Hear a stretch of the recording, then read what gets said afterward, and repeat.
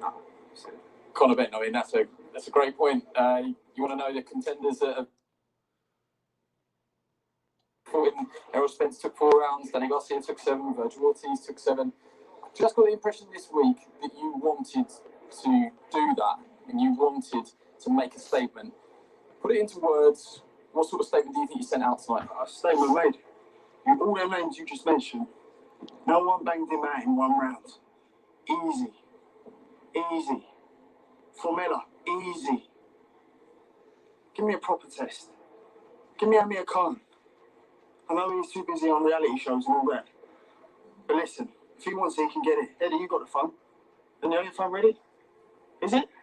Amir? Relax on me, Amir. Get it, all of them. Do you know what I mean? Not only when you beat a fight, you gain experience. I don't think I gained any experience in there tonight. Apart from I can deal with the pressure. I can deal with it. I can cope with it because I'm built for it. All this hype, and I can live with it. It's no problem. You know what they say about diamonds? Pressure creates diamonds, yeah. Okay. Well, there you go. Exactly. Just in case, yeah, just in case. So that's what I'm saying. So I'm ready for the top dogs. It's just Sean Paul. It's the Adrian Broner campaign in the 147. I'm ready. I want them. I want him. I want to test myself. Get all these other fighters calling me out. I couldn't care less. I could not care less, honestly. You think I lose sleep over them? Nah, mate. I was expecting another fight tonight, 12 rounds. I'm always improving. I'm the most rapid improved fighter global. Forget United Kingdom. I'm the most improved fighter. And there are many legends, son, improving drastically like I am. Because I apply myself 100%. And, you know, I have faith in my team. Tony, Eddie, I've got the most experienced people in the business. I don't have to have the experience. I'm experienced through them. So as I said, Amir Khan, let's go, mate. I mean, there's a lot to pick through there. One of the things you mentioned is the son of a legend. Your dad had quality finishing instincts. That is obviously one thing that you have inherited. Look, he goes a long way to say you're a better boxer than him. But in terms of finishing instincts, did you sniff a finish straight away there? I was hitting him up and it felt good. I ain't going to be shy. I ain't going to hold back. If I see an opening, I told you, look, I'm going to take it. And I damn well took it. How serious are you about those names you mentioned? Amir Khan, Kelbrook, your dad has mentioned Sean Porter. Do I look like I'm joking? No, definitely not. But is that a fight that you want next? Give me it next. Give me Khan next. You talk about power and what, I don't even know if I got hit in there. But if I did, I didn't feel a single thing. You didn't see nothing there. And I'm quite glad you lot didn't see anything. Because it went 1 round. You would have seen a clinical, more better performance than Formella. You would have seen me not waste shots. You would have seen me take my time. You would have seen me, 99% accuracy is what I was aiming for this fight. That's what I wanted to show you lot. And, the punches I did land, you couldn't take them. When you talk about power developing, the power's developing. The power's coming. I ain't even in my prime. I've seen these other fighters, 28, 29, 30. I want to be retired when I'm 30 with a few M's in my bank account. So that gives you 6 years. We made it happen. That gives you 6 years. One thing you said at the start of this week, you said, look, I want to prove to people that I'm a world level contender. Do you believe now that you can be considered that? I don't know, because every time I step up, they say it's a step up. Who's really was it a step up for? Who stepped up and failed every single time they've stepped up? Not me. Start putting some respect on my name. Because every time you guys want to throw all shade up, all quiver, like, he's this, he's that 3-time European challenger, like, tough fight, he got banged out. Formella, beat him, beat the boxer at points. Who thought I'd beat a boxer at points? But is that not what fuels you, people questioning you? It don't really bother me, but just put some respect on the name. That's it. Do you know what I mean? I'm putting the Ben name back where it belongs, and that's on top. I'm proving that, and I will continue to prove that. For those who say I can't do this, I can't do that, I'll continue to. Ladies and gentlemen, we just got up from London, England, early hours in the morning. We're cooking this boxing. There's no hour what stops on the clock for us. We're here for the sweet science of boxing. Sorry about my voice. My energy is going to go up. I'm having a coffee right now. And let's get ready to cook. Look, we've had a great weekend about boxing. I'm not going to just constantly cook myself. I understand there's different brothers I've got in different sides of the pond. I'm going to start a panel straight away. We're at Monday morning over here. And let's get ready to talk about all the fights on the weekend. But before I get ready for that, you heard what Conor Benn said. You heard what Nigel Benn's son said. He's not in his father's shoes anymore. He's past that shit. You guys never gave him a chance before. You said, oh, Nigel Benn's son's coming. He's just coming to use his dad's name. No, mate. Conor Benn has put the 147-pound division on notice. Yeah, you heard it. You heard my boy from London. Conor Benn put Samuel Vargas in a chokehold, you could say, in the first round. Conor Benn put a beating on Samuel Vargas in about a minute and about 15, 16 punches.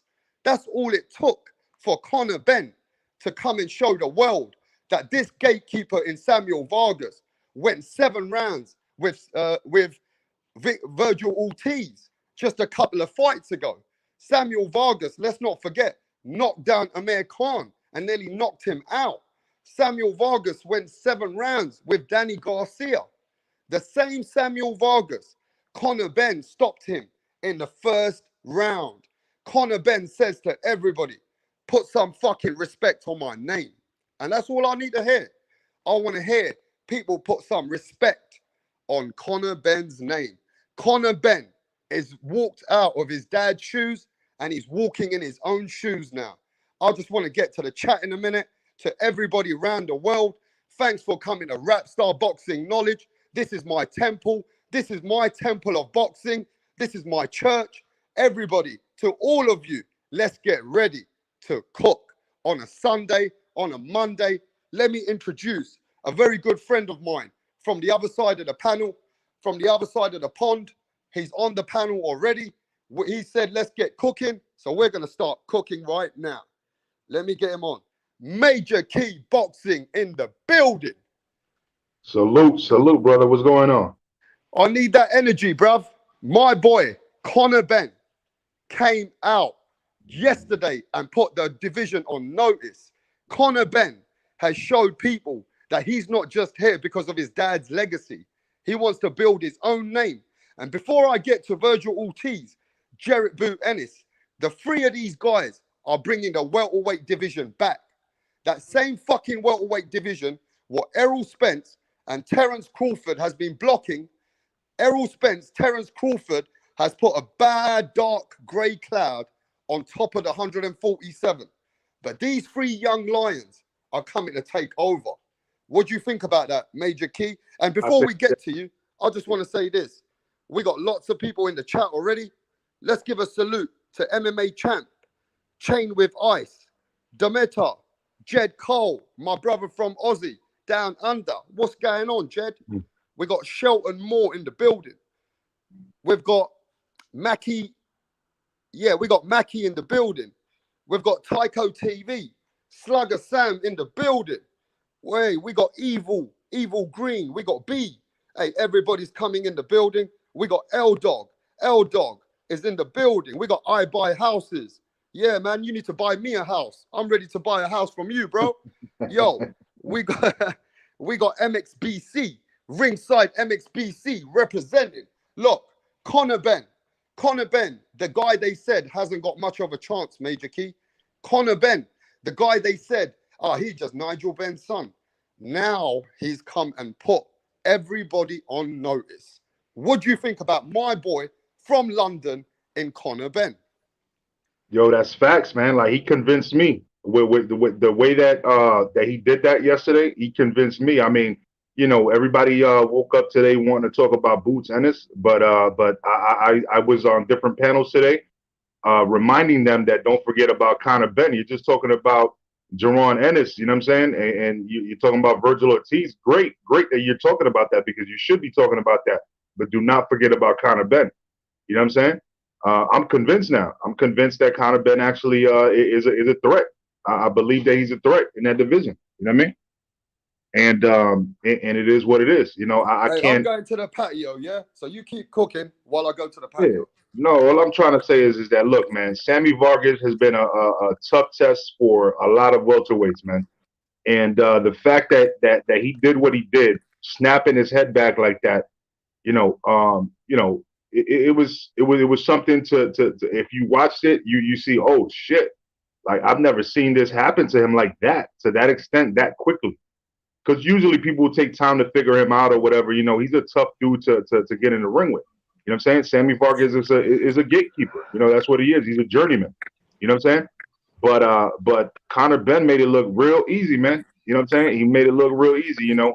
And at the end of the day, you know, he's talking that shit. He's got the belief. The belief is the most important part. He's got the belief, you know, along to go with the talent. So if he believes in himself, man, put him against whoever he wants to fight, you know? Hey, So, that's a like, very good point. But I just yeah. want to say this before I get to Shelton. Is Conor What's going Ben? on, Shelton? Salute, Shelton. Yeah, so Conor What's Benn happening, brother? performance. What's going on? What Chilling, up, my man. Shelton? Chilling. How you feeling, Shelton? Can you I'm hear me, feeling bro? good, Rap. I'm feeling good, Rap. How you doing, brother? Hey, man, it's really early, man, but I got to bring that boxing flow going for all the subscribers around the world, man. I'm here working I hard. hear it. I hear it. I feel it. Yeah, so Shelton, look, let's be honest, right? Conor Benn, he wasn't on the map. People were pushing Josh Kelly. People were more interested in Josh Kelly because Josh Kelly's got a better amateur background. They said Conor Benn came into this sport because of his dad's name, but he just got out of his dad's shoes now. He wants Sean Porter. His dad made a message today. My son is ready for Sean Porter. And is this exciting for us to have Jarrett Boot Ennis, Conor Benn, Virgil Ortiz? I mean, Terence Crawford and Errol Spencer's not giving us the fights. We're more interested in these young guys. What do you think about that, Shelton? I think that's what we should be doing. If these guys don't want to get it on, let these young dudes come on in and see what they got. You know what I'm saying? The game doesn't stop, bro. You know, I thought it was over when Ali retired. I thought it was over when Ray and Hagler and Hearns and all those dudes got out of the way. The game keeps going. The game keeps evolving. Conor Benn showed the world that he's ready. Samuel Vargas is a good journeyman, a real good journeyman. He's going to give you some rounds. He's going to beat some people if they ain't ready. Conor Benn got him up out of there. So I say if he wants Sean Porter don't want to fight Bud, I guess. He won't take the money. Maybe he'll take the money for Conor Benn. Now, my question for you and Major Key is this. Is Conor Benn ready to come across the pond?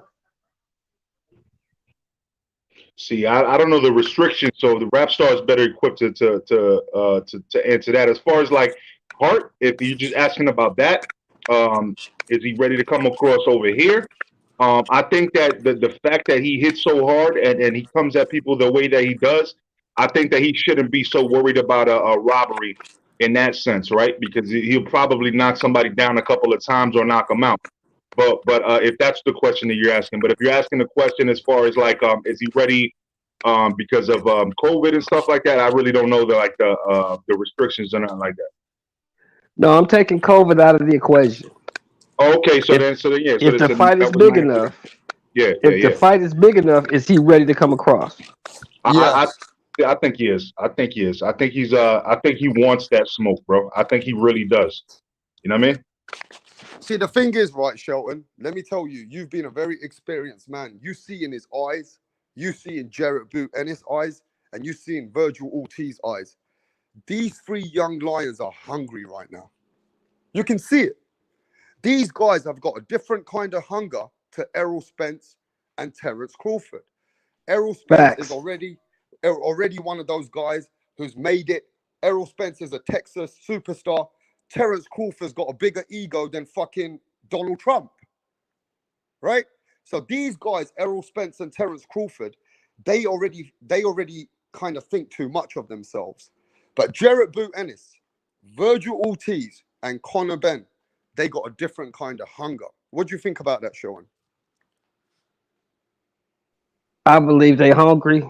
I believe this is what I believe. I'm looking at history, right? Leonard and Hearns was fighting at 23 and 24. They was fighting all the top guys. Conor Benn has what, 17 fights? Yeah. 17 fights? Yeah. I'm just going to the patio. Yeah, that's right. Virgil Ortiz has 17 fights. Boots got 27 fights. They professional boxers. From what I see from the eye test, they ready to fight anybody in the top 10.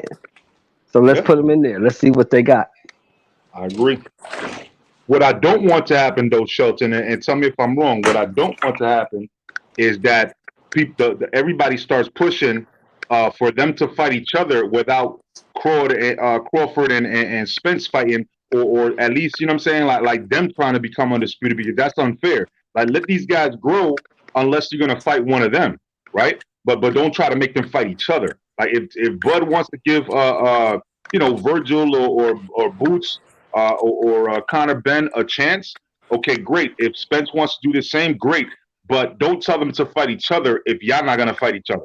You know what I'm saying? No, I'm with you on that. I think the Danny Garcias need to come into play. The Sean Porters, the Ugases, the Porter, the Thurmans. All those guys need to come into play. If you're in the welterweight division and you consider the top guy, what's the guy's name that got the WBA strap? Jamal August. James. August. Jamal James. Jamal okay. James got the WBA regular. Jamal James. What's his name? Rashidi Ellis. All these dudes need to be in play, and these dudes need to fight it out to see who's going to get these two cats. Because I truly believe, honestly, you're gonna say I'm crazy, but I truly believe Bud and Errol gonna fight by the end of this year. I believe that. Okay, but I'm going to say this to your before I get to Jed Cole. I want to say this: out of the three of those guys, Conor Benn, Jarrett Boot Ennis, Virgil Ortiz. I mean, are we getting a bit too excited? I mean, I'm going to put my hands up. The three of those guys are not ready for Errol Spence right now. In my eyes, I do think they need a one or two more fights. Jed Cole, Facts. what do you think about that, Jed Cole? Are we getting too ahead of ourselves because of this Errol Spence, Terence Crawford? These three guys that we're talking about, are they ready for Errol Spence? Nah. I think they're definitely a year or two away from Spence or Crawford. They're not close to that level at the moment. They need to develop more as fighters before they're even close to that level. But I do think they're the three biggest prospects. But I think the biggest winner of the weekend was Conor Benn. I think Conor Benn let everyone know that he's not just a domestic level fighter, that I think he's a young contender prospect at world level. The way he blew out Vargas, I know Vargas is probably a bit war torn, a bit weathered. And he was never an elite fighter anyway at the weight class. But the way he blew him out in a round, I think Conor Benn let everyone know he's serious as a contender at world level and a young prospect not to be taken lightly. So I think he made the biggest statement this weekend. But can I ask you, before I go to L-Dog, out of the three of those guys, which one of those guys do you think has got the best chance against Errol and Terence Crawford? Right now? I think it's Boots. What do you think? No, I'd say Virgil Ortiz would have the best chance right now, just because I think he's fought a bit better competition, even though the three of them haven't really fought anyone close to the elite level. I think Virgil Ortiz is a little bit more experienced. He went 8 rounds with Hooker. Orozco, Mauricio Herrera. He's fought a few gatekeeper type fighters. So I'd say he would probably be, but I don't think any of them are close to the level of Bud and Spence at the moment. Bud and Spence are two top 10 pound for pound fighters. I think it's too early for any of the prospects to be with them. So you got Virgil Ortiz number 1, Jarrett Boot Ennis number 2, and Conor Benn number 3. Number 3, yeah. But before this weekend, I wasn't sure if Conor Benn was maybe just a domestic level fighter, but I think he really showed that he's a prospect at world level after Saturday. Yeah, he's been working hard religiously. He's the most improved fighter in the last couple of years, Jed Cole. And, I'm just going to say this. Conor Benn could be the boogeyman of that division. We don't know until they step up. L-Dog in the building. What's going on, L? Hey, what's up, Rapstar? What's up to the panel, man? Up, my bro. Hey, look, we gotta stop referring to it as the 3 welterweight prospects, because Stanionis is right there, man. Stanionis fought yesterday. He beat Thomas Delorme. Thomas Delorme is a better fighter than Samuel Vargas and maybe even Lipinets. That's true. That is fair enough. I'm going to say keep your eye on Xander Zayas too, though. Keep your eye on Xander Zayas. The reason I don't explain to everybody, L-Dog, what's his record and who's his best wins? Yeah, man. Stanionis, he was an Olympian in 2016. He turned pro. He's 13-0, 9 knockouts, 26 years old. He's trained by Freddie Roach. He's a hell of a fighter, man. Yesterday, he beat Thomas Delorme by unanimous decision, and that's his best win. He also beat that's pretty much his only good win at the moment. He's beat a couple journeymen. He beat a guy like Justin Deloach, who was a slick fighter but has chin issues. So I'll say Delorme's his best win. Now he's coming for these guys, man. He's fighting in the WBA tournament, which Shelton Moore, I think he mentioned Jamal James. Now Jamal James is the regular. Abel Ramos and Omar Figueroa Jr. are fighting in an eliminator. Stanionis will fight the winner, and the winner of that gets Jamal James. So he's definitely stepping up. I expect him to be WBA regular champion by the end of this year. All right, let's get to Jones. Which one of those three guys do you think can beat Terrence and Errol Spence? And how do you rate those three guys if you had to rate them from 1 to 3? Well, salute the rap star, salute to the panel, salute to the chat. Well, right now, I would say Boots Ennis. Skill wise, he does everything right. You know, just from paying attention to the fight, he listens to his corner, he follows directions. You know, I think all of the fighters, the young guys, they all still young, but I think it's their time to test the waters. You know, I would have Ennis at number 1. Right now, I went back and watched Conor Benn. I went back and watched his fights. Certain things that he does, I like what he does more than Virgil. As far as keeping the head up and keeping his eyes on his target. So if someone's turning, he's turning with him, and he's gonna work. I might break Conor Benn. I might break Conor Benn over Virgil right now. Hey, did you just say to me that you rate Conor Benn over Virgil? Styles make fights. Okay. Yeah, Styles make fights. I'm beginning to like you, Jones. Keep cooking. It's Styles make fights. Virgil be my number 3. It's certain things I just want to see. Like the guys, I don't like to go with because they're young, and then when they finally do get tested, I always say to get to Cal Brook. A lot of people, we go back to Cal Brook before he fought Sean Porter. He ain't fight no one to the Andre Berto level with Paulie Malignaggi, But Cal Brook came in there and he got the dub, But Virgil, I think if he goes to Robert Garcia and he goes over the tape and he say, well, I want to do this, I want to do something similar to Mikey style and keep my eyes on the target and move around a little bit more and get more, less stationary, I think it'd be dangerous. I don't see L-Dog sees Stanionis. I think Virgil will beat Stanionis right now. I think all the other 3 will beat him. But I think Major Key, you mentioned Xavier, I think every time I hear about him, they say he's the next one. He's next up. So right, those are my 5 right now. He is, but he's super young. That's why I don't include him. Like he's really young. How old is he, Major Key? Like 18? A lot of people forget about, but I'm just trying to keep him in the limelight because when I go to that fight on April 24th with Berlanga and Navarrete, you know what I'm saying? He's going to be actually fighting on the undercards. You know what I'm saying? And there's a lot. Yeah, so I'm just trying to highlight him because of the fact that he is a dangerous dude to watch. You know what I'm saying? He's still growing. You're right about that. I'm not gonna say that he's ready for one of the top opponents, like maybe a Conor Benn and a Virgil Ortiz. You know what I'm saying? I'm not gonna say that, right? I don't think he's on their level yet, but I'm saying that he's somebody to watch in that division. Okay, well, let me just say this, right? Let's leave Errol Spence and Terrence Crawford aside. Let's leave them aside, right? What fighter, L-Dog, apart from Errol and Terrence Crawford, is a threat to Jarrett Boot Ennis, a threat to Virgil, and a threat to my boy Conor? Like, he can probably beat all 3 of them now. Give me a name.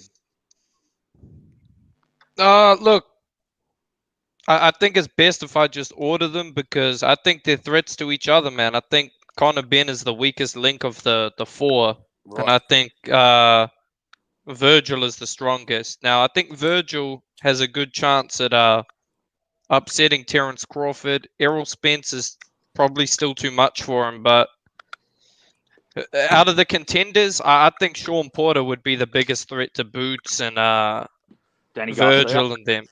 I think Virgil and Ennis might be able to beat Garcia, to be honest. Yeah, I think so too. Be a threat though, still L-Dog. I think he'd still be a dangerous opponent for him. Yeah, he might clip. He might be able to chin Ennis, because Ennis does get hit, man. Ennis does get hit with big punches. Even He Virgil. yeah, so does Virgil. Look, Danny Garcia would be dangerous, but I expect him to be outworked, man. His work rate and his size will be an issue. Yeah, you probably are right, but I still think, yeah. And Anderson and Danny Garcia would be a great fight because they're both from Philadelphia. That could be a great local fight for their city. And I think that would be able to build Boots' profile really big in his own home city. I think that would be a great match to make down the line. Yeah. I think a lot of people are trying to say Jerron Ennis should fight Rashid Ellis, from what I've been hearing about around YouTube today. Right. But I think that is wrong. But I think that is wrong. Yeah, no, I think that somebody like a Virgil or CONOR BENN, because of the thing that for me, Jerron Boots Ennis is less known. Right. So let me say this: you guys are hardcore. I think some of you guys follow the amateur circuit. If I'm not mistaken, and I think Jed Cole will probably have the answer. If I'm not mistaken, Gary Antoine Russell beat Jarrett Boot Ennis twice in the amateur. Is that correct or wrong? I'm actually not That's too correct. Sure. I heard Gary Antoine Russell. Yeah, he beat the hell out of him, man. And this is what I've heard. I've heard Gary Antoine Russell say that he's ready. Once he moves up, Jarrett Boot Ennis better move out the way. I mean, does anyone know anything about Gary Antoine Russell? He's a good fighter, man. He's a good fighter. He's Shelton, a young, good fighter. Tell us let Shelton cook. Then we get back to you, L-Dog. I mean, I don't know much about Gary Antoine Russell. I've only watched one fight. I mean, what is this fight? Is Gary Antoine Russell a threat for these guys when he moves up? He's a good young fighter, rap star. He's got good feet, fast hands. His power is a little suspect, but he's got great defense. You know, he's a Russell, so you know how that goes. He's a good fighter. But I'm telling you, and I'm telling everybody on this panel, that kid Ennis is different, man. He's special. Virgil Ortiz is a monster, but Virgil Ortiz is basic. He's good at what he does, but what he does is basic. He gonna come straight at you and throw a bunch of punches, and he hits hard. That can be easily offset by good feet and good boxing. You know what I'm saying? I wouldn't put. That's why I've been hearing this. Let's like Major Key. I've been hearing this shit around YouTube today. I wouldn't rush Virgil up in there with Terrence Crawford. I wouldn't do that. I wouldn't rush Boots Ennis up in there with Terrence Crawford or Spence. Danny Garcia is probably the highest they would go right now. CONOR BENN. I want to say this, Shelton. Can you hear me, bro? I got you. All right, listen to this one. How embarrassing it would be if Jarrett Boot Ennis, CONOR BENN, or even Virgil Ortiz fights an opponent much better than what Terrence Crawford faced already. And on that note, let's go to OG. OG in the building. What up, bro? Yo, what's going on, bro? Shout out to the panel. Shout out to L-Dog. Shout out to Major Key. Shout out to Rapstar. Salute. Any of y'all, man, out there, bro. What's up, brother? I don't know the Shelton dude. Shout out to Shelton. Shout out to Jet Cow. Shout out to Jones, man. I gotta ask you a question though. I went to try to look up your channel, bro. Can I just ask him the same question before you ask him? Yeah, no, I just wanted to know what happened to his channel because I went to look him up, yo. Yeah, did you shut down your channel again, or you got strikes or something? Yeah, I got struck down, bro. By you already know who. Bro, you gotta keep that shit kosher, homie. Like, damn, bro. I went to look your shit up, and all I seen was like Dr. Pepper Zero versus Diet Dr. Pepper. I'm like, what the fuck? This is not OD. You know what I'm saying? All right, bro. Yeah, bro. That shit got taken down. But what was your question, I wanted to check. Okay, cool. My bad. You've come at this place now. Right now, there's a lot of fans, even hardcore people, much older than us. Like Shelton, you got to respect him. He's been in the boxing game. Listen to this, OG. A lot of people say that Virgil Ortiz doesn't deserve his chance with Terrence Crawford. What have you got to say about that, my bro? I think that's disrespectful towards Bud Crawford because you're limiting his opposition. And when I talk about limiting his opposition, I'm talking about Errol Spence not wanting to fight him. I'm talking about Sean Porter not wanting to fight him. So who else is he going to fight? You know what I'm saying? And this is where Virgil comes into the picture. And even Jerron Ennis with his win, they put themselves in the position of a title shot.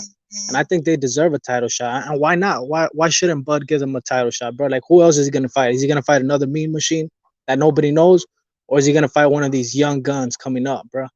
You know what I'm saying? Which you could even put on pay-per-view, bro, because these dudes have a lot of hype behind them, bro. A lot.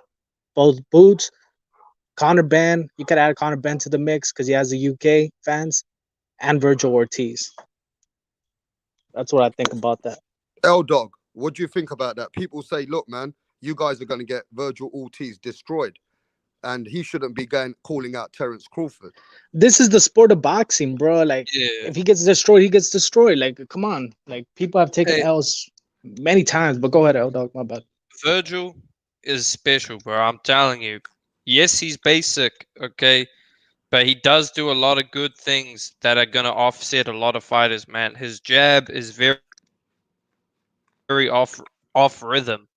Like you'll be expecting his jab. Like most jabs are on rhythm. His jab is off rhythm, so it'll hit you at an awkward time, just like Triple G. I think he's ready for Crawford, man. Crawford, he likes to fight to a rhythm. That jab is going to be there all night for Virgil. Now, Virgil, he does need, I say, one more fight. Fight Rashidi Ellis, okay? Fight someone like that next, and then fight Crawford. But I would say he's actually ready, man. If we keep saying he's not ready and Ennis is not ready, let me just ask you this. What are you guys more interested in? Virgil Ortiz and Jerome Boots Ennis versus Crawford, or Crawford versus fucking Josecito Lopez? Facts. Because that's the kind of level of fight we're gonna get if he doesn't fight one of these young guys. Okay. I'm gonna get around to everyone. Jed Cole, Virgil Ortiz. He wants to fight Terence Crawford. People are saying that Terence Crawford hasn't fought many great opponents, and they reckon that Virgil Ortiz should get his chance. But a lot of Crawford fans and a lot of people around different parts, they are against the fight. They're like, man, you can't have Virgil Ortiz in the ring with pound for pound Terence Crawford. Are you guys crazy? What do you think about that?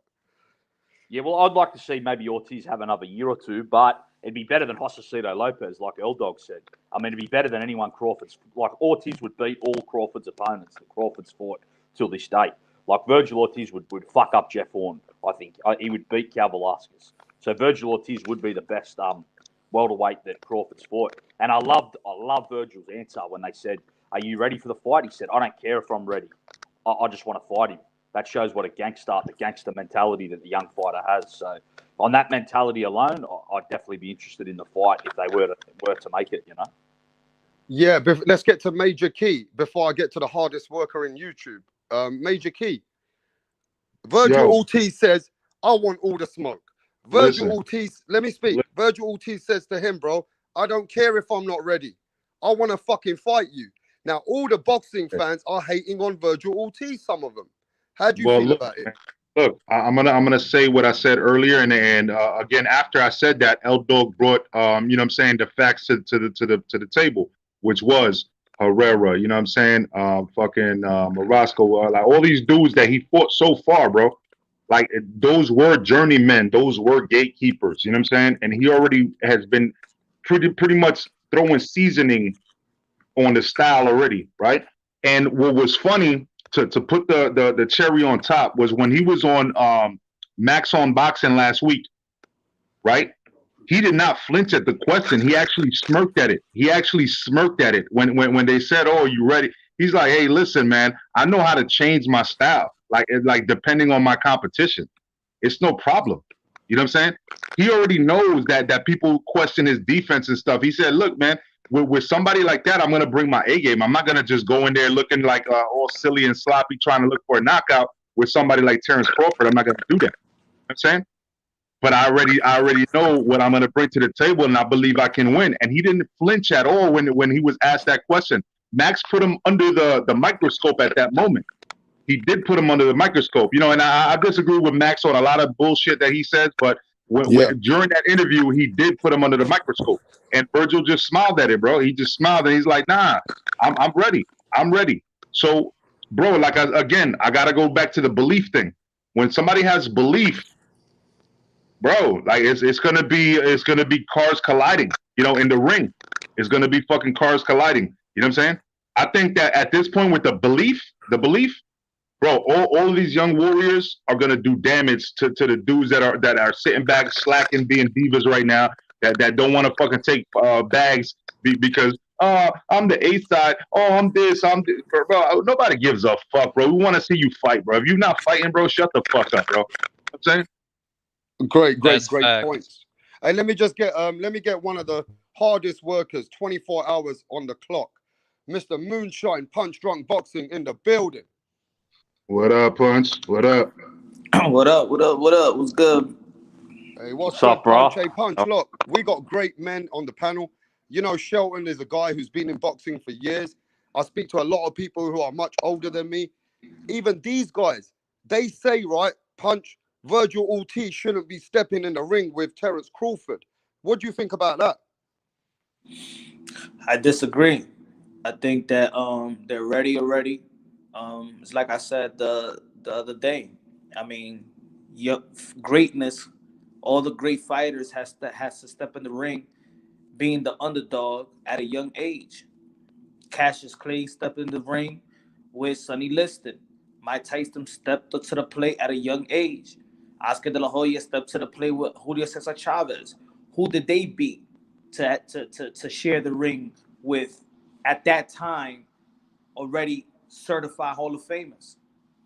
What made Earl Spence elite? What made Terence Crawford elite at welterweight?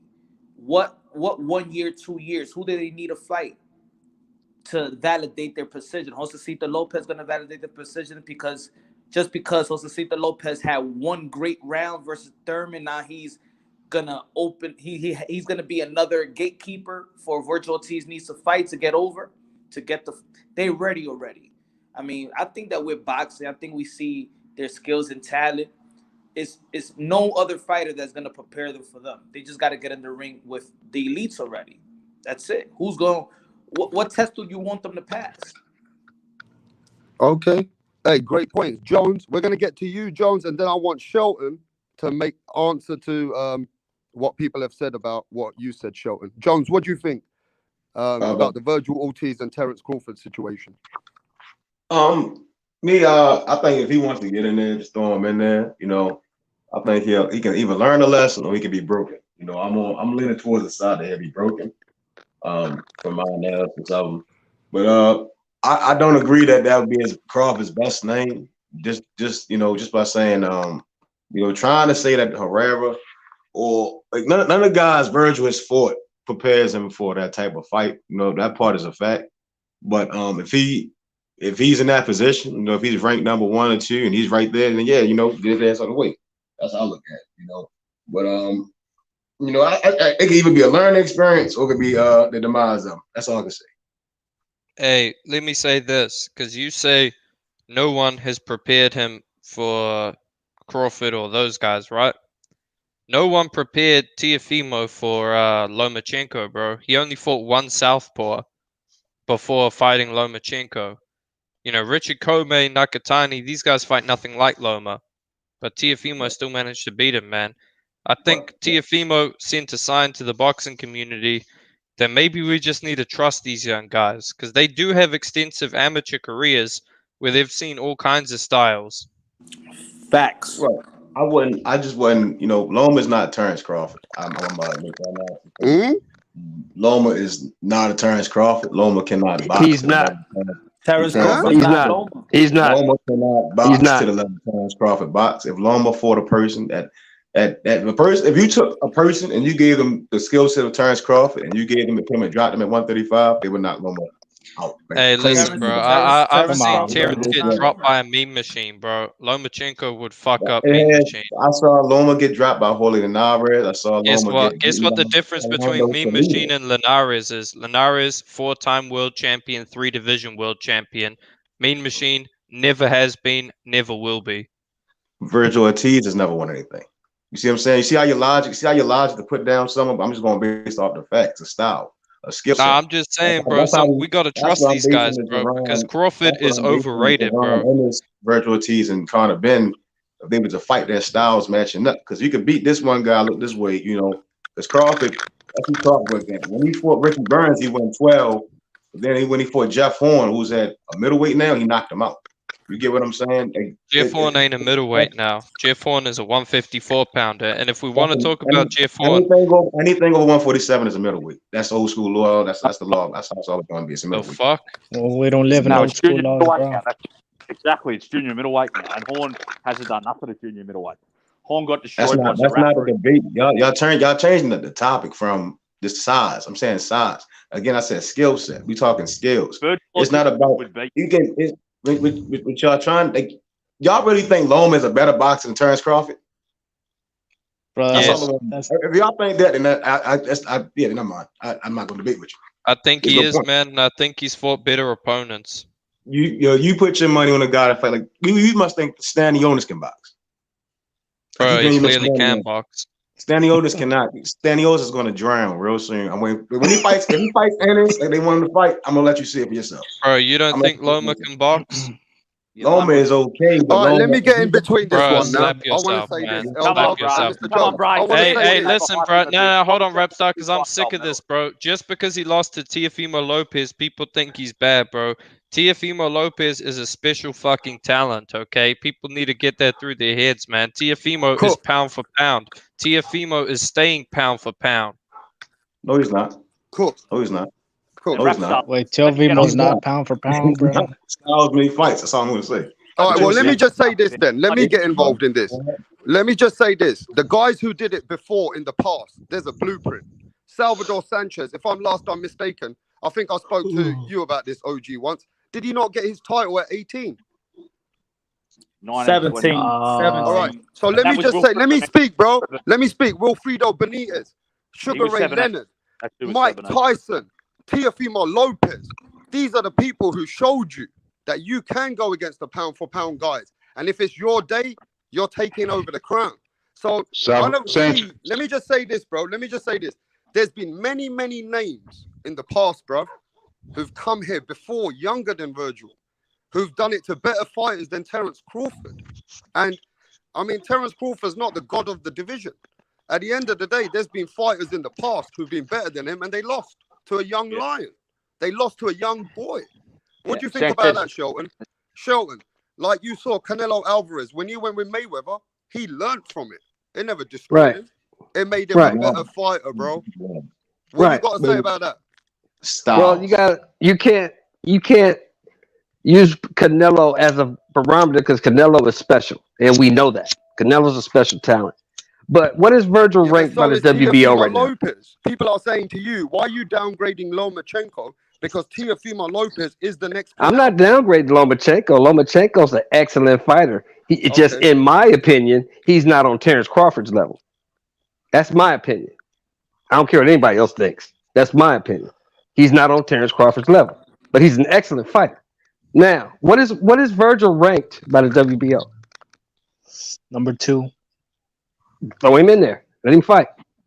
Who's number 1? Somebody we don't even know, right? Sean Porter. Sean Porter's number 1? Yep. And Porter don't want to fight, so throw Virgil in there. Stop, like Rapstar said in the beginning. That's what we're saying. We got to stop waiting on these guys. If these guys don't want to fight, next man up. Throw him in there. Let's see what he got. Who knows? Anybody can be beat. There's no man that's invincible. Anyone can be beat. Let me get this cooking. Major Key. How the fuck, when all these other guys we just mentioned, what L-Dog mentioned, Mike Tyson's and all these guys like Salvador Sanchez, Wilfredo Benitez, Sugar Ray, they never got fucking hated on when they stepped up. Nobody hated on those guys, whether they won or they lost, Canelo and all these guys. Why is there so much hate? Wait, let me get to this. At least Lomachenko has the huevos to get in there with a young lion. Facts. So let me get to this. Major Key. Why all of a sudden it's a hate on Virgil Ortiz going against Bud? I need to ask, but is this in America? What's going on? Let's get to the root of the problem. I mean, probably in America, but America has always been divided. So you know what I'm saying, you're gonna have some people that lean certain ways and shit like that. But at the end of the day, look, is it a race thing?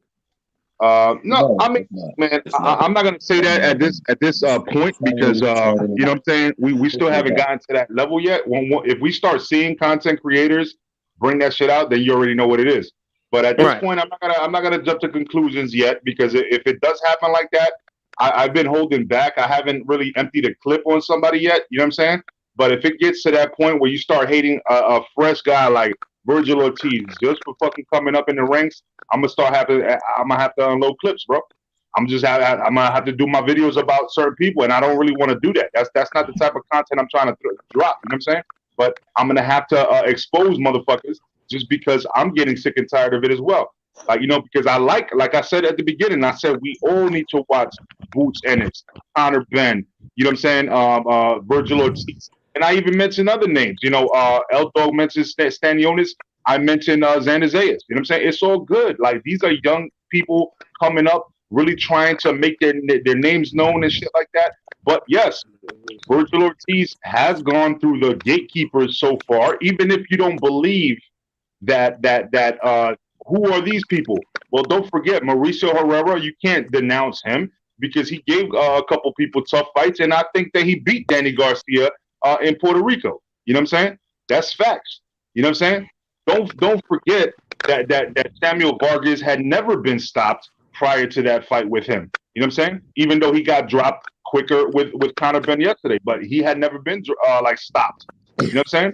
Don't forget Maurice Hooker was kind of outboxing Ramirez until Ramirez caught him. You know what I mean? So that was a good fight. Even You know what I mean? Brad Solomon, Major Key, Brad Solomon beat Granados. And Granados, you know what I'm saying, he's a solid B level, whatever type of fighter you want to name him. Brad Solomon beat him. And Virgil Ortiz made easy work of him, bro. And Brad Solomon was So I want to point out. Can I point out something? I think exactly. I'm not just trying to side on the. I'm just not trying to side just with. Go ahead. When you done, I'm gonna say what I gotta say. You know, I just wanted to say that I'm not trying to just side with Virgil Ortiz. I've been trying to side since the beginning of this conversation with all the upcoming fighters. But we can't just throw Virgil Ortiz to the wayside like nothing, because then that starts sounding like hate. Because we're trying to boost all of these young cats that are actually putting in the work right now. And if you look at it, he looks like he's being groomed to actually have that resistance against punchers, against journeymen and shit like that. You know what I'm saying? That's why people like even Devin Haney, his father put him in Mexico to fight Mexicans. You know what I'm saying? Grown ass Mexicans, and certain people do that. Like, you know what I'm saying? I had a interview with Lolo Harris. They put Lolo Harris out there to fight Mexican men. You know what I'm saying? Because they want to build that punch resistance against these wild punchers. You know what I'm saying? It is what it is. But you can't discredit just one of these up and coming lions just because you know, you feel like another one is your favorite. Nah, that's bullshit. Okay, so let me get to Punch. I want to get to Punch on this. Punch. Can I nip something in the bud before we go further? Can I just nip something in the bud? Yeah, go ahead, bro. The issue that's keep bringing, you know, with me, I'm gonna speak for myself. Some of y'all want to push a narrative and push fighters onto people because you like them. You may have you may just support them. You understand what I'm saying? But we talking boxing. You understand? So again, this is all opinion. Some of it is fact. If you understand the sweet science, you get what I'm saying? But we can look in the chat, like this guy right here, right? He knows nothing about boxing, right? He has no heart. You get what I'm saying? So for me to sit there and say, well, Crawford is a better boxer, I'm taking all skill sets. Then I'm taking what T.O. does as a boxer, what I studied, what him doing as a boxer. As we all sit back, we watch the fight, and sometimes some of us, I don't know about everybody, some of us we can see the knockout coming. We can see how the rounds playing out. And some of us we can just, we can feel that out, right? But my issue is when others are trying to, like, you trying to shove a fighter down my throat. Well, with my eyes, I can say, well, I don't see it. Just you can't do that with people. You see what I'm saying? Well, you don't like T.O. Well, I don't have to like T.O., bro. I think if he gets to 140, I think he gets starched. That's a good opinion. That's a good analogy. That's not how I see it. I think Devin Haney to get to 140, he might get starched by Pilgrim. I think Andy, I'm going to go to 140. They might have some problems at 140. So I'm not going to get high horse because I don't know these guys. I don't really give a damn. They're just boxing. I'm not boxing. I don't want to box anymore. I just want to talk about the sport. But don't sit here and try to shove any motherfucker down my throat. But we're talking the sport and the sweet science. Then we can talk the sport and the sweet science. But don't shove, because you like this boxing because of what your understanding is, and you don't know shit. That's corny at this point. I think we want to move forward. Let me get cooking. Let me get cooking on that. Don't shove no fight in my foot, bro. Let me just cook. Right. What I'm saying is, all these names that I mentioned, they all stepped up against somebody that people thought, they're going against fucking one of the best. But some of them proved themselves. Some of them became better fighters, and some of them, even if it hurt their career, at the end of the day, some of them made it, and some of them made it through, and they became all-time greats. Punch, why is this situation, the history of the blueprint, shows you that young lions, they're always another young lion. Why is this Terence Crawford and Virgil Ortiz thing so far apart? What's the root of the whole problem in America, bro? Probably they're afraid that their favorite fighter is gonna lose, or let's say I can understand, like I said before, I can understand if Bud doesn't want to look at Virgil Ortiz because he's a champion and looking probably to fight another champion. The problem is we know he's not gonna fight or have a unification bout. So what's the best opposition that he could fight? That is a challenge that is gonna, going to create this type of. What's the challenge? But we use y'all logic, right? Y'all basing Virgil Ortiz, right?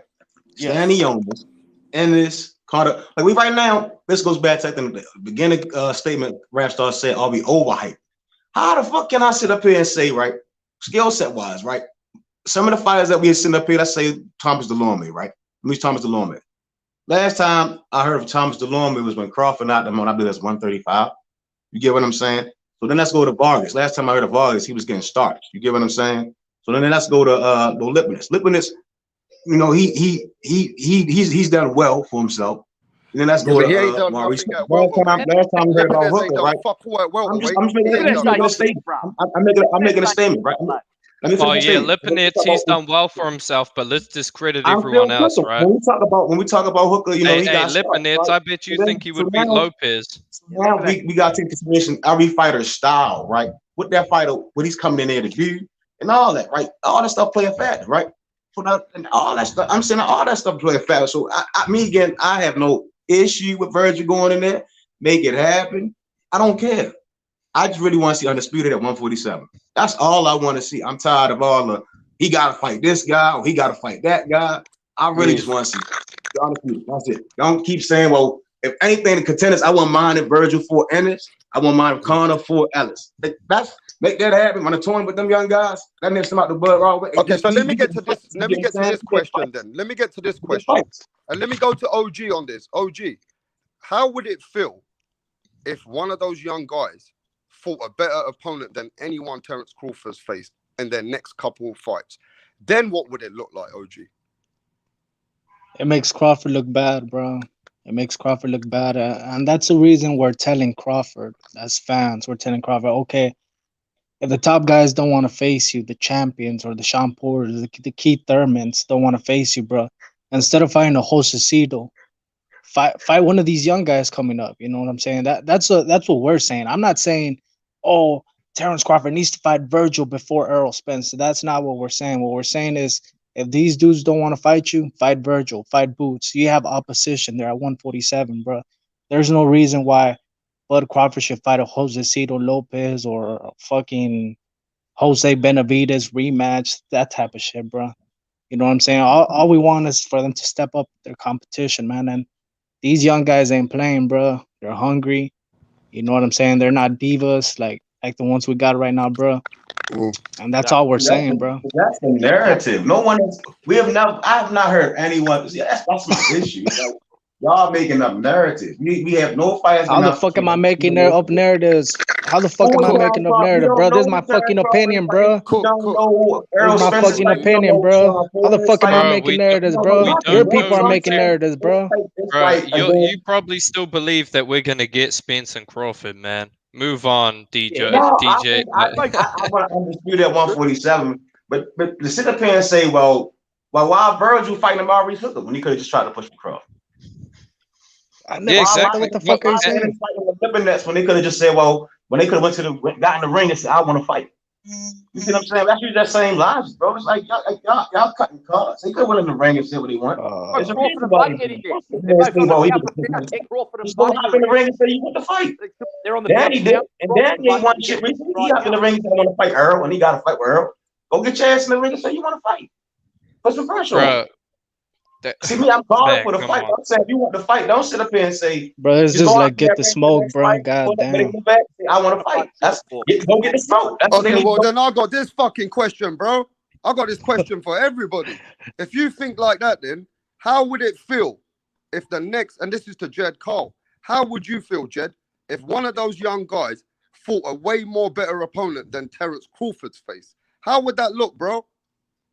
Not good, bro. Crawford needs to get an elite opponent right now. This guy, his resume at welterweight just isn't good enough. This guy needs a top 5 welterweight next. So if one of these young fighters was to go and do that, that would look terrible. And it would look like they were passing this guy by in the division. Because Crawford's resume at welterweight just isn't good, you know. And I think Crawford is a top 5 pound-for-pound fighter. But he needs to make a move at welterweight desperately. I mean, this is just not good enough. Cal Velasquez, Amir Khan, Kell Brook, the ghosts of Kell Brook and Khan, these fights are terrible. This guy needs to fight an elite welterweight as soon as possible. His next fight, he needs one in the ring. So if a young fighter was to go and to fight a better opponent than Bud next, that would be a terrible look. I mean, shit. I think some of these guys might have already fought a better opponent. Guess what? I think Morris Hooker would have beat that fucking Skal Brook when he was dehydrated like a motherfucker, almost dead in the ring. I think Thomas Delorme would have beat the fuck out of Skal Brook. Skal Brook was done, man. So you know what? These prospects, even Lipinets would have beat him. They've actually their last fights were better fights, arguably, than Crawford's last fight. Fight was a joke. I agree. That was a terrible fight. Hey, Major Key. Sorry, Major Key. How the fuck then? If we're gonna go by the way that Jones is thinking and other people are thinking, how would it look if one of these young, hungry lions came and fought a better opponent than what Terence Crawford's faced in his whole career? How would it look? Well, look, I'm going to say that I apologize for the delay because I was watching a Fox News update, and Dewey Jones, the tranquilizers have worn off, and he has resurrected himself. He's back on top of the Empire State Building, holding a blonde woman and swatting at helicopters. So that's just an update right there. So when it comes to the fights, right,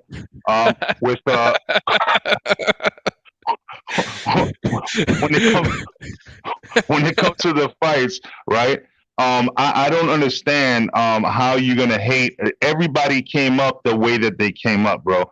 You know what I'm saying? Terence Crawford is not like, you know, like, yes, we appreciate him now, but he had his way on, you know, he came up a certain way.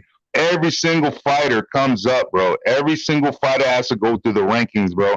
Like, don't just shit on these people because then, you know, you're not going to get, like we were talking about earlier, you're not going to get your Mike Tysons, your Salvador Sanchez's, you know what I'm saying? You're not going to get all these great, you know, the Muhammad Ali's if you don't give them a chance, bro. Like, you know what I'm saying? You got to give them a chance. You know? I'm not doing that. That's what y'all are doing. You get what I'm trying to Anyway, let me keep it cooking, bro. I'll get back to you, Jones. I'll get back to you, Jones. You can have the panel in a minute. Y'all, there's too many people. You see what I'm saying? You're not directing anything direct at anybody. What you're doing is generalizing, bro. You can generalize. When you generalize, what you're showing is that it's a casual point of view. There's no such thing as a better opponent. You gotta control yourself. You gotta control yourself, my brother. Yeah, you can't generalize. The man with the title. Virgil, go fight for the title. And let's go fight for the title. Let's go a punch, bro. Punch. Yo. How would it look, bro? If we're gonna go by what some people are saying, if Virgil Ortiz or Jarrett Boot Ennis tomorrow got a Sean Porter fight, a Keith Thurman fight, and they beat those guys, how would it look to Terence Crawford? The same credit that Terence Crawford is getting at welterweight, the same credit that Boots and Virgil Ortiz is getting. The eye test at welterweight, because in reality, he hasn't faced real competition at welterweight.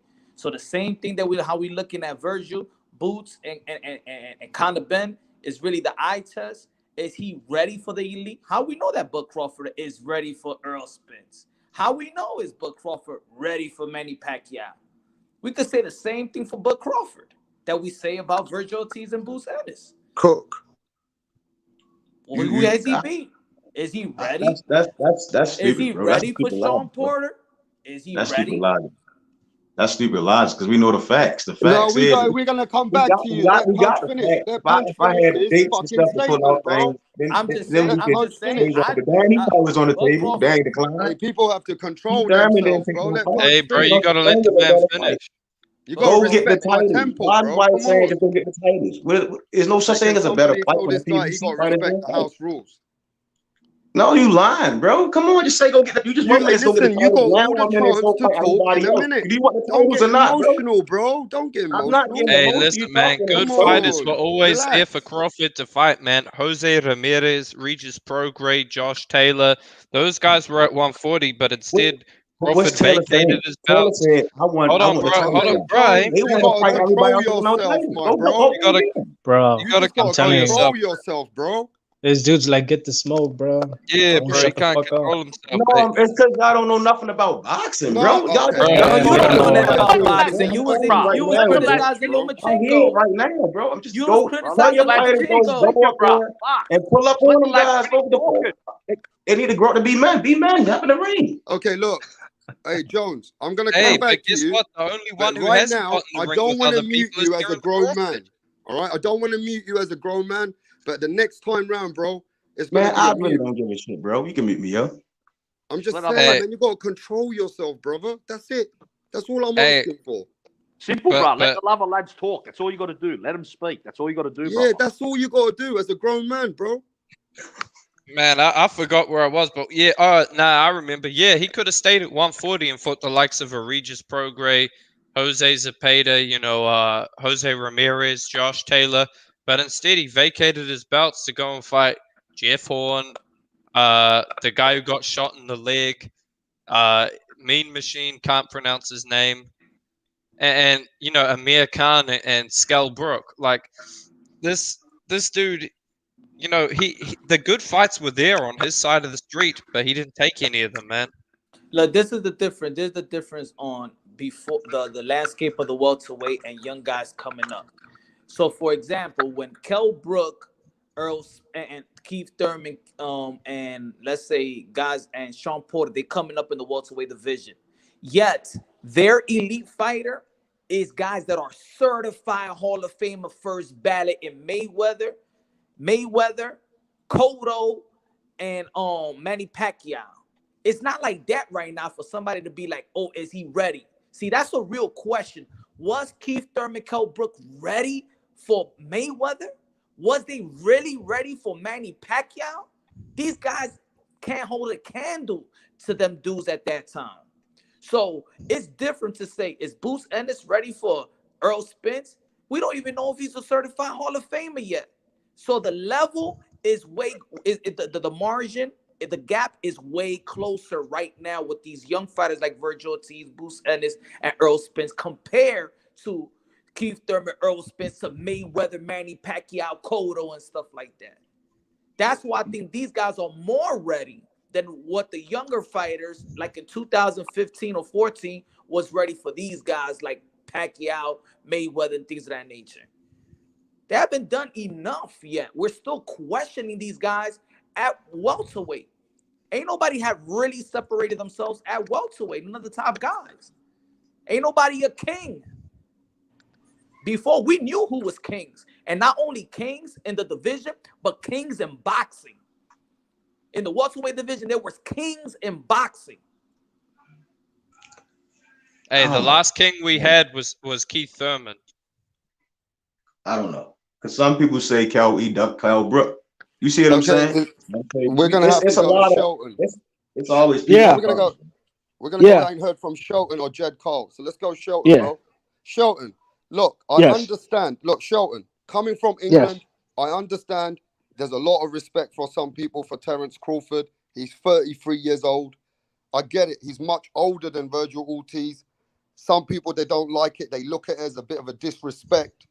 But I just want to ask you onto this question then, my brethren. What about if Virgil gone and fought somebody much better than Terence has faced? How would you feel about that? It'd make him look like shit. It would. Oh, I love keep it real. Keep it raw. And Punch just hit on a good point. Who has Errol Spence really fought? He's fought his contemporaries.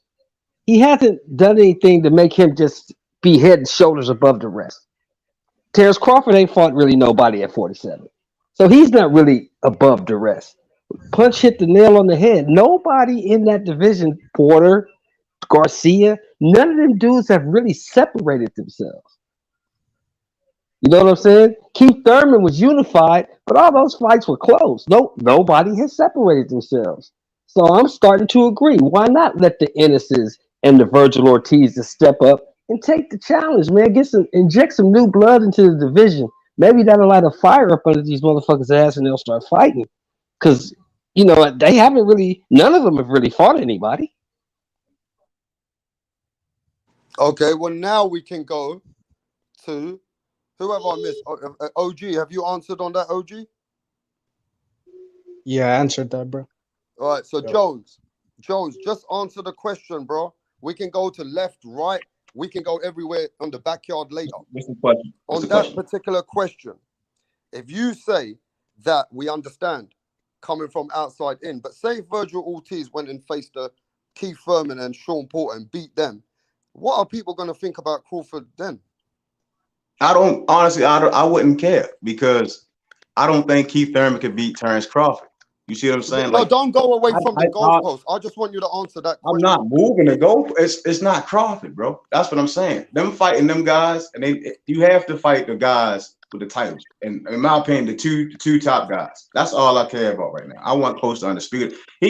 Ennis can go out there and go fight August, beat August. He still has to fight those two guys. You get what I'm saying? Then he get in there, and let's say it goes 12, and Earl get the decision. You get what I'm saying? I don't care about all that. Like, it's styles make fights. Tommy Hearn should have beat Ray Leonard. Ray Leonard won. You get what I'm saying? Styles make fights. I don't care about who you didn't beat back then. You fighting me when that time come, bro. Now for the casuals, so as a man. Let me ask you as a man-to-man question, then, bro. I see that shit the gym all day. You could be top in the world, and then you get his ass whipped, bro. You don't think there's no disrespect in a man who's a young boy who's going out there and doing a better fucking fighter than what Crawford's fighting? You don't want to answer that, no? Like who? Like we said, Virgil Ortiz fighting who? Who would Virgil Ortiz fight? Like I said, Virgil Ortiz goes and beats Keith Thurman. Neither one. I'm not saying neither because Virgil still got to fight Crawford. But don't you think there's a level of eyes that people are going to look at Crawford a little bit like, huh? What the fuck? And Keith Thurman, remember, Keith Thurman been on the couch for 2 years. So. Same energy, Jones. I'm just saying, bro. It's stupid logic for me, bro. I don't get it. Hey, DJ, what we're trying to say. He's been in the couch. He's been in the couch my mind, bro. He's been in the couch for almost 4 years, and still, Bud Crawford hasn't done more than Keith Thurman in the welterweight division. Yep. It doesn't matter. Keith Thurman need to go do something. He's been gone for 2 years. He got his paycheck and disappeared. I know he's been sitting down for 2 years. We ain't seen Keith Thurman in 2 years. I know he's been sitting down for 2 years, but I'm asking you, what has Bud Crawford done in the past 2 years while Keith Thurman is sitting down? He's still the reigning champion, and them PBC guys don't want to fight him. Ain't nobody done nothing significant. I want to see one of these guys get in there with him. Somebody ain't nobody done nothing significant. Exactly. Hey, here's what we're trying to say. DJ, how do you think it will look if Virgil Ortiz fights, say, a Yordenis Ugas or a Sean Porter next and beats them, whereas Terrence Crawford fights Josecito Lopez next and beats him? How do you think it will look, Terrence Crawford fighting the fucking Josecito Lopez's of this world, whereas you got, let's say, both Virgil and Ennis. One of them fights Ugas, one of them fights Porter. How will that look, man? It'll look pretty bad. 1 step closer to undisputed. That's all I can tell you. I know Crawford gonna get in the ring with one of them. I can tell you that. I don't know about Earl. I can say that for you. So look, it just seems to me, right? Before I move the topic, it just seems to me there's a little bit of contradiction here. Virgil Ortiz is really actually deserves a chance like anyone else, like an Amir Khan who came back after 5 years of his prime, a Kell Brook, which wasn't himself after 5 years, a Mean Machine, which nobody really knew, like they know Virgil Ortiz. Kind of think it's unfair to say Virgil doesn't deserve a chance. Major Key, let's go to you on that. Do you think that there's a, at the end of the day, there's a level of bullshit, but we got to debunk that shit now. Level of bullshit on what level? On the Virgil Ortiz level now. If Crawford's not going to get Sean Porter, Crawford's not going to get Manny Pacquiao, no Errol Spence, then Virgil Ortiz should be right there to fight him now. Yeah, I agree. I apologize. I was delayed because I was watching a Fox News update. Dewey Jones has now found himself in a setting of the Saw movie, and he started sawing off his leg because so my bad. But yes, I agree that Virgil Ortiz it should be somebody that Terrence Crawford considers, especially since he was acting cocky at the end of that fight with Maurice Hooker and acting like, come fight me. Like, you know what I mean? Like, you're going to start saying that. Is that what happened? That's what he was doing it from the crowd. Like, come see me. Like, Yeah, okay. Punch said that yesterday. He said Virgil wasn't going to call him out. If you're going to do that, bro, if you're going to do that, right? If you're going to do that, then don't get mad. You know what I'm saying? Don't get mad when people start like saying, well, is that fight really good? Let's do it then. You know what I mean? Don't start saying you don't want to fight the dude after you was there all cocky and shit. You know what I'm saying? You know, you had a couple drinks or something. You was feeling good or something at the moment. You know what I'm saying? You had a couple of edibles. You was feeling yourself. Okay, no problem. But you put yourself on camera. Everybody's seeing you. The whole world's seeing you. And at this point now you pretty much made this young man call you out and try to clown him. And now he's saying, what's up? What's good? What you really want to do? Very good points. Very fucking good points. L-Dog, I'm going to go at you, then Punch, then OG. L-Dog, what do you think about that? Punch told me about that as well, that Virgil was going to keep it humble, but Crawford was there, right, tormenting him and saying, bro, I will deal with you. But then Virgil said, all right, let's fight. Now, what do you think about that? Because Terence Crawford's the one who started this bullshit. Now, what you got to say about that, L-Dog? L-Dog, you there? What do you mean by bullshit, bro? It's boxing, bro. What do you mean by bullshit? All right, L-Dog, you can't hear me, bro. Jed Cole, what do you think about that? Terence Crawford, Terence Crawford, you know what I mean? He's the one who tormented Virgil Ortiz in that. Yeah, you there, bro? Yeah, so what you're saying, so he's the one that mentioned Ortiz's name. Yeah, this is what Punch told me as well, and Major Key. And he's Virgil another thing I want to say earlier, bro. Just want to say earlier, Rapstar, as well. People that are turning on Ortiz just because he wants this fight, a lot of it is because this is the fanboy era. So anyone that wants to challenge their favorite fighter, these fanboys get emotional and start hating on the fighter who just wants to challenge. Nothing to hate on Virgil Ortiz. I'm not talking about you. I'm talking about people in general. I'm not even talking about you, lad. I'm talking about fucking fanboys in general. Nobody hating on Virgil. Oh, bro, I'm not talking about you. I'm talking about fanboys hating on him in general, which there is. Nobody hating on Virgil. Yeah, there is. There's fighters hating on him. There's fighters hating on Crawford. You expose the fanboy, Jay. You expose the fan. Yeah. Yeah, it looks like it. Man, go let's keep cooking. Hey, listen, let's keep cooking, Jed. Keep it raw. There's no fucking holding back on here, bro. Just say how you feel. That's how I said it, bro. That's all I had to say. That's what I pretty much said. The reason why Virgil Ortiz is getting hate is because people don't like people challenging their favourite fighter. And it's not even just Crawford. All fighters get it. Whenever someone challenges someone's favourite fighter these days, people get emotional and start hating on that fighter for wanting to fight. Where people should be embracing the young fighter's attitude that he wants to go in there and fight Crawford. Me, myself, I think Crawford will beat Ortiz. I don't think Ortiz is ready for a fighter at Bud's level. But the fact that he wants to take that fight on, he gets my full respect. And everyone should respect the young lad. Because that's the mentality we want to see in this sport. That's big facts. Okay, Punch. Terence Crawford's the one who enlightened this shit. He was tormenting Virgil Ortiz. He's the one who called out Virgil. Virgil fucking called his card out. I mean, what's going on? Hey, I don't know, man. Look with Bud. I can understand these guys told him to get a belt. He got a belt, and they ain't looking at him. I mean, whatever. In the end of the day, he's gonna go back to the question: who's Bud fighting? In the end of the day, whatever we could talk about is always gonna go back: who's Bud going to fight next?